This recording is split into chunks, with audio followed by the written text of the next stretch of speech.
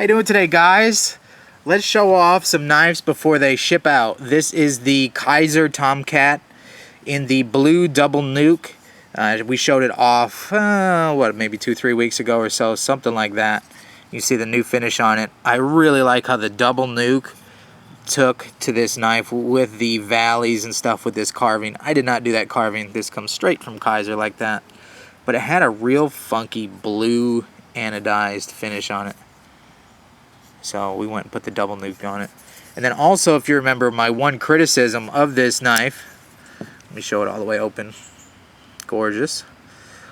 My one criticism of this knife was that the clip was in a really weird position, causing what looked like could be a hot spot. Again, I did not carry the knife, but this was positioned way up here. Like, you could almost feel this corner when you rub your hand over the top here.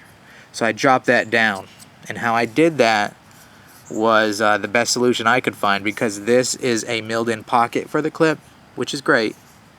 You know, I like to see clips done like that, but didn't give me much of a choice other than bring this clip. I ground off some of the corner here and kept it all straight so it still sits in that pocket. And then I had to oblong this hole a little bit, which let me bring this clip from here and drop it down. Does that make sense? So I had some room in the corner to pull it down.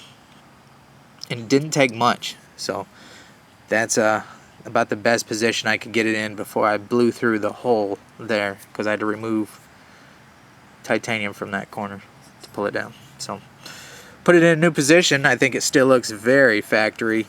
Tried to keep this gap even so it all makes sense. See how this has maybe a 1/4 inch here and a 1/4 inch, comes all the way down 1/4 of an inch.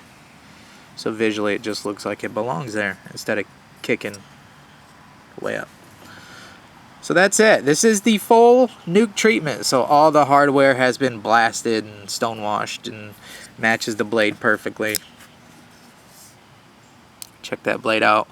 Most of the logos come off. There is some ghosting barely where it looks like they laser etched that in. But from here, it's gone. And that's in real life too, not just tricking you on camera. So we can check out that edge too.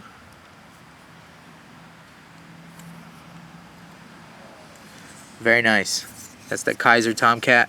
Oh, also, I should let you know that if you've seen the review on this or the first impressions, it come with extra clip screws. Yeah, they stripped out on me.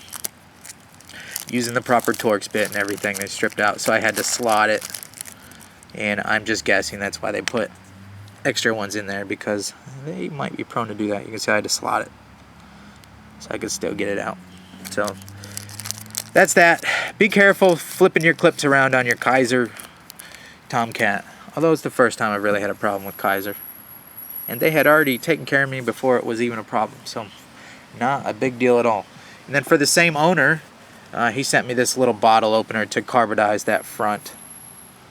I'm not quite sure who makes this bottle opener. If the owner sees this, let us know. I think it's really cool. It's well done. You can see the chamfer all the way around. The jimping's all nice and straight, sharp. Looks like a very nice little key ring bottle opener that you can also pry a little bit with.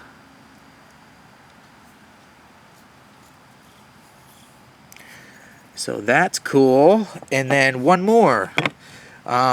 My books are still closed, okay, as of the filming of this video, but clearing up some of my to-do list, and believe me, I still have a ton to go. We are not running out of video content anytime soon. Is this ZT, is it 561? Is that the one with the tan, and the 560 is the one with the black, even though they're the same knives? So anyways, this got a lightning strike scale on it. No lanyard hole here. I like to do that because even personally, when I did my Southern many years ago, I think it looks a little bit cleaner, and I don't see a reason, even being a lanyard guy myself, that you would need that lanyard coming out of the front. If you do want to put a lanyard on it, you want it coming out of your pocket, correct? So you just loop it on this side of the titanium. And it comes down like that. So there you go. Really a lot of knife for your money. We also bronze anodized that titanium. You've seen the 560. Also just dropped the edge. It was already sharp, so didn't even need a stropping. I mean, didn't even need a sharpening, just a little slight strop. Showing you some fit and finish on this guy. Again, books are still closed before I get slammed with emails. Trying to catch up on what I've already obligated myself to before I take anything new on. There's still a lot here. If you have a knife here, thank you so much for your patience. I'm going to try to make it worth your while.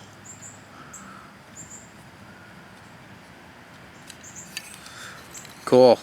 Also, if you notice that bronze, I haven't oiled it down or anything. I'm just trying to touch it to see what the actual tone will be. But you can see, I've talked about this in the past, if you wanted to Windex this and try to keep it clean, that's the color the bronze is going to be. But I personally, when I anodize, I keep in mind that you're going to touch them. You know, it's a knife. And you're going to touch them, and they're going to go a little bit muted, a little darker. And I try to hit that tone. Well, it's dark to what you want.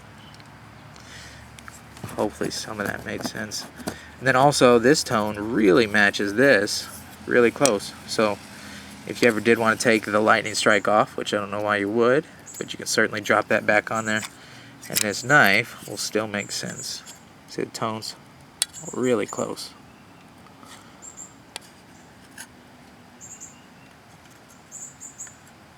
There you go. ZT560. Again, incredible knife for the money. It is a lot of pocket knife. And the Kizer Tomcat. And we did it under 7 minutes. How about that? Thanks a lot, guys. Hopefully you have a great day. Plenty of more videos on the way. Love making these things, so just expect a steady stream for a long time to come. See ya.